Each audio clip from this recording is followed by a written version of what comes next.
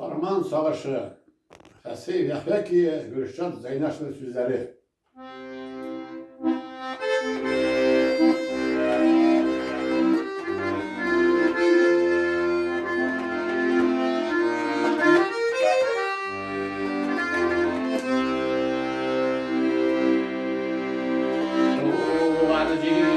Oyda deyip sırasan, Tuğan cirdi sarmanı yağında. Bir koyada gidemem sarmandan, Uylaydım bağlaşalımdan.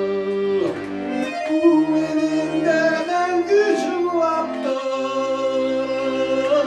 sarma şişmeleri bağışır, Diyemimi silip sıramanız,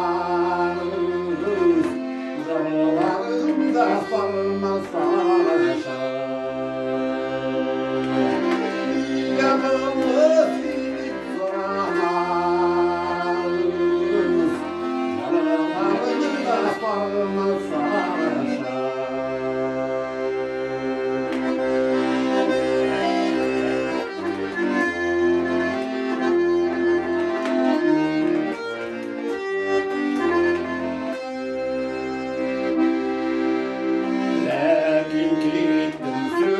Yok aşıktır, Hıyalları bağlaşaklarından, Bağlaşalım billeriz birge sağlam, Şişmeler tuğan yollarını,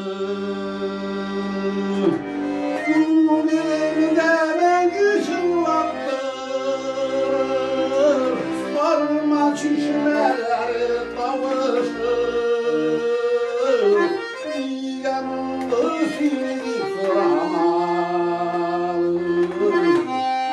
Yanlarımda sarma sarışır. Yanımda silip sıramalım, Yanlarımda sarma sarışır.